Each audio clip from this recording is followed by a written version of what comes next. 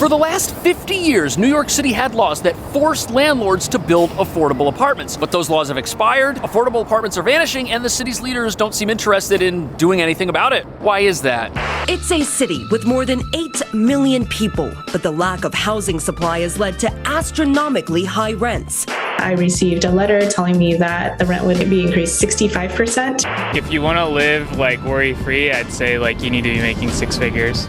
Your income has to be nearly twice the median to afford rent. I think a lot of us probably spend outside of our means living here. In just the last decade, housing costs skyrocketed by more than 68%, according to a recent report. It's kind of a pressure cooker in New York City. People are moving into the city at a phenomenal pace. As daunting as this housing crisis is, it is not unsolvable.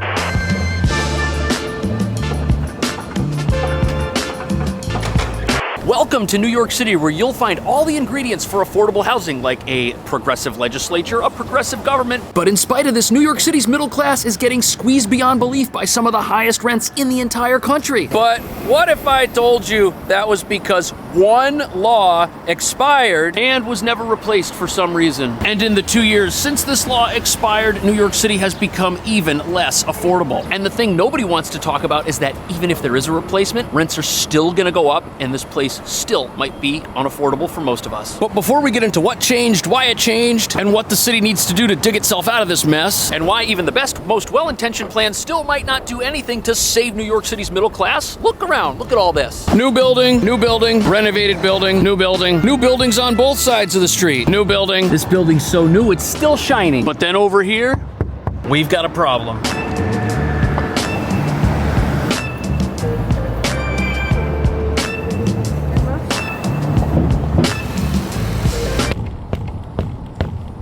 It's a beautiful, empty lot. And I guess you could have a building here if you wanted. Maybe like that one, that one, that one, or that one. Maybe not that one. You know, it would be really nice to have a massive building full of affordable places to live right over there where these other ones used to be. But now that the city's laws that incentivized affordable construction in the past have expired, that's probably not what we're gonna see here. In this neighborhood, a little tiny box apartment with one room, $3,600. The landlord will rent it to you if you make 40 times the rent every year, which not everybody does. And earning that much would put you among America's top breadwinners. And that's a problem, because if it's gonna cost you everything to live in one of these little places and get next to nothing, the city is set up for disaster. On top of that, most New Yorkers are never gonna make enough to live in one of these places, which makes you wonder, who are they building these places for? Your income has to be nearly twice the median, $134,000 a year to afford rent. About 30% of New Yorkers are already spending half of their income just on rent. I think a lot of us probably spend outside of our means living here. So I guess if you're gonna live around here,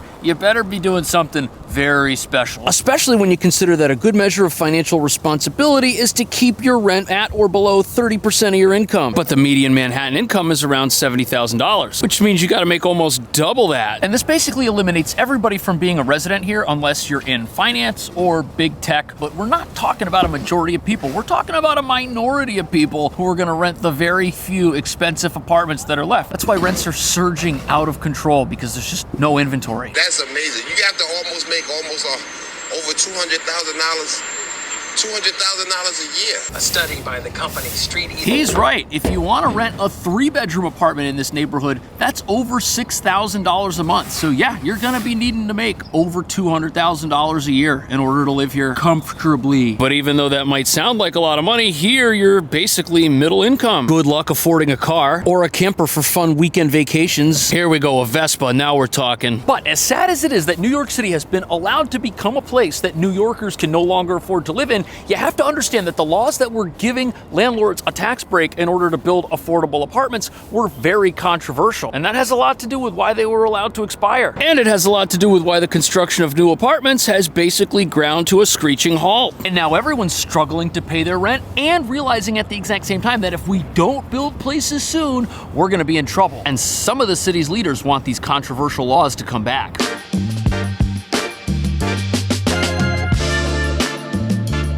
One big tax tax incentive that was allowed to expire is 421A. It was put in place 50 years ago and requires developers to make a certain percentage of units affordable. So, the law that incentivized developers to build fancy new stuff was called 421A, but it's gone now. Basically, it reduced the property taxes of developers who built buildings that had affordable units inside of them. So you could build a brand new skyscraper like this, and it could have a mix of market rate apartments and affordable apartments that anybody would be able to rent. And believe it or not, the program began in 1971, which makes it older than most of the people that are renting these tiny little apartments that are super expensive. And it's older than most of the people who thought it was controversial, which it kind of was. But it's extremely controversial, and left-leaning lawmakers say it is a giveaway to big developers. But without it, housing projects are at risk of being stalled. So it seems that the problem here is that if people are incentivized to make money from housing and they make too much money from housing, that could force people out and make New York completely unaffordable. And the idea of reducing someone's taxes so they can make more money doesn't really make sense to a lot of people. Especially when those people are making money at the expense of the folks that are struggling to pay the rent in those very same buildings they got tax breaks to build. Prior to 421A, most New Yorkers were spending 20% of their income on rent, but when 421A ended, most New Yorkers were spending 35% of their income on rent. And the reason that's important is because statistically, people who spend over 30% of their income on rent have problems paying for other things. They tend to be cost burdened when it comes to buying groceries, when it comes to repairing their car. But in order to understand why some people want these tax laws to come back, the other reason they were controversial is because advocates say that landlords who were part of the program got a better deal than the city that gave it to them. They got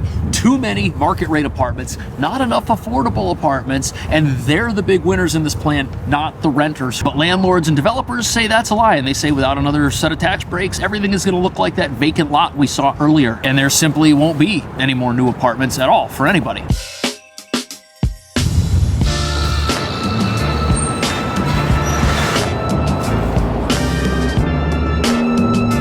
So even though this program that was essentially a trade-off between tax breaks and affordable apartments was controversial, landlords, on the other hand, and developers, they loved it. And it's estimated that more than 2/3 of the 117,000 apartments built between 2000 and 2010 benefited from this program. Which means even though it was controversial, it was doing something. And the affordability crisis is getting even worse now that it's gone. And the law expired in 2022. However, that year, landlords planned to build 46,000 homes. But in 2023, 1 year later, only 9,000 homes were planned. And what this essentially means is that the people who are going to spend the money to build the buildings are going to end up having some say over whether or not buildings end up getting built. Right now, they're not. And lawmakers are starting to realize that, gee, we're in a bind. We got to do something. Industry leaders want the tax breaks back. They say without them, nothing's going to get made. Advocates say the city shouldn't be held hostage by the rich, and that if the last tax breaks didn't work, why would these be any better? On top of that, housing advocates are very firm on good cause eviction laws, which would essentially stop property owners and developers from evicting tenants just to raise the rent. On top of that, labor groups who do work on some of these construction sites, they want guaranteed wage increases, which is going to make the cost to build everything more expensive, which is going to mean the final rents have to be higher, which is going to mean less affordability. So this trifecta isn't getting along very well. But even if the ultimate compromise gets passed, even if landlords get their tax breaks and tenants can live forever in the same apartment, there's another problem coming that nobody wants to talk about. Because if they do, these negotiations are definitely going to fall apart.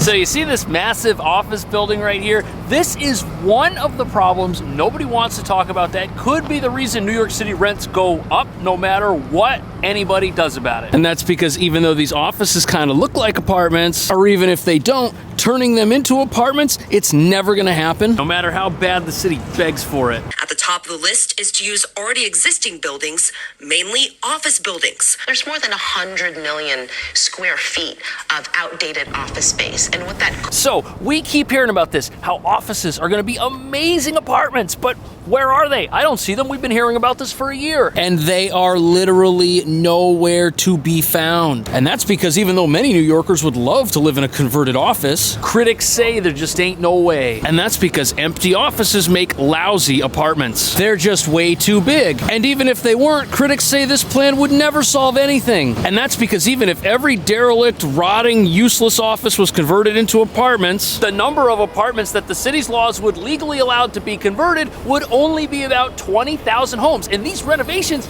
fixing something like that and making it livable, it's gonna take time, it's gonna take money. 20,000 homes is nothing compared to the number the city's leaders say that we need to keep pace with population growth. 20,000 homes is only 4% of what we need, and it might take 10 years to make them all. I'm sure those apartments are cool, but they're not gonna solve any of the city's problems. The floor plates don't always lend themselves to easy conversions. There are rules in the books in terms of light and air requirements. So the first issue is the floor plates are just way too wide to be apartments. Floors in buildings like this can be 10, 20,000 square feet each. And since each apartment needs a window in order to say that it has a bedroom, the apartments would be very long and narrow. The windows are here by the street. Look at that, no interior windows. Your apartment would be like half a mile long. It wouldn't make any sense. And something like this isn't gonna meet the city's requirements for light and air. There's gotta be a certain amount of interior light, a certain amount of air that can get into the interior of the dwelling. And it's a shame, but the reality is offices are just built different. Okay, 9,300 square feet on the lower level here. The reason that converting this is very difficult is because in instances when it has been done, the builders will cut out a square in the interior and core out the building. That way they can have windows kind of on the perimeter and the shaftway on the inside that they created. And even though this top floor here is 12,000 square feet, no one's gonna spend the money to do that and hollow out the inside of a massive building like this. At least very few people will do it. Those that have got their money back by creating luxury apartments, and those are not affordable. And using this place as an example, where's the bathroom? You'd have to rip up the floors, run lines all over the place. There's also no kitchens. And on top of that, there's another problem for developers, which is even worse than this.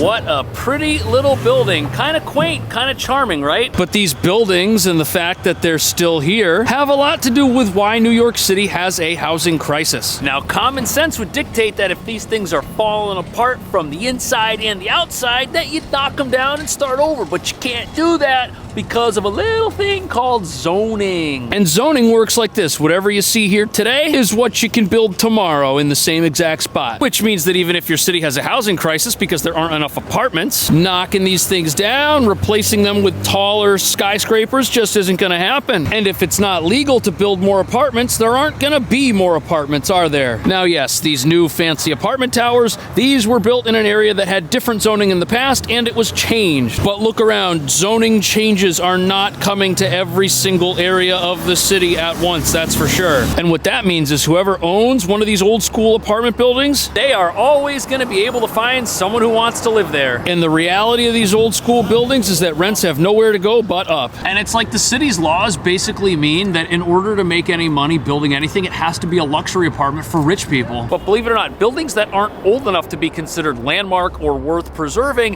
have actually been causing developers to buy them and then tear them down to get around these rules.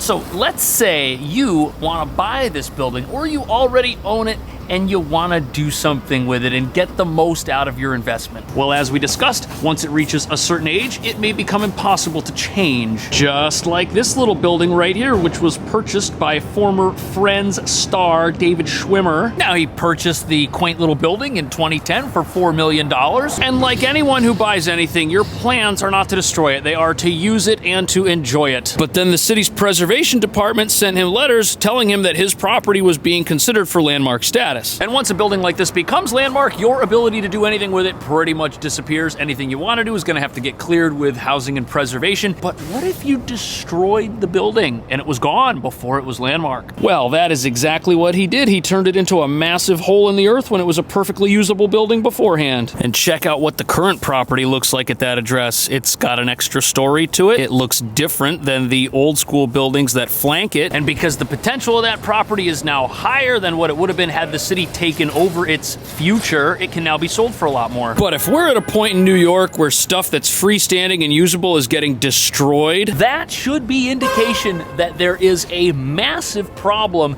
in the housing landscape here. But even if landlords could build whatever they wanted to build, even in a perfect world, there would still be a housing crisis here, and I'm going to show you why.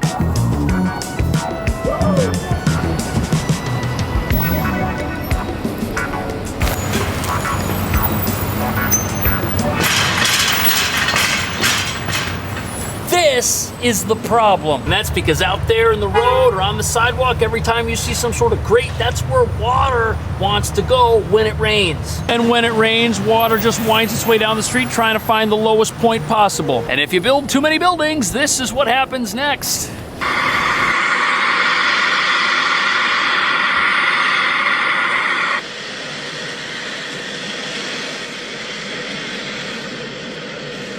Yeah, so that's flooding, not from a hurricane, not from a tropical storm, from what was called a normal weather pattern back in September. And that means that it might not be possible to just put buildings everywhere where there might be space for them. Because if this empty lot becomes another massive tower, not only will there be less space for the water to pool, all of the people living in the new tower will need access to the sewer. And the sewers in this city are over 100 years old. They weren't designed for 8 million people, which means that there's probably a limit to how much you could build on one spot of planet Earth before it either sinks or it floods. And you see this grass down here kind of growing. Believe it or not, even though there is concrete and rocks here, water can fall into that now. But once there's a structure here, that's not gonna happen. And even though the sky is the limit for a skyscraper, what's underneath the skyscraper could actually be what stops it from happening. And what this could mean is that there's no way for New York City to build enough apartments for everybody. Well, actually,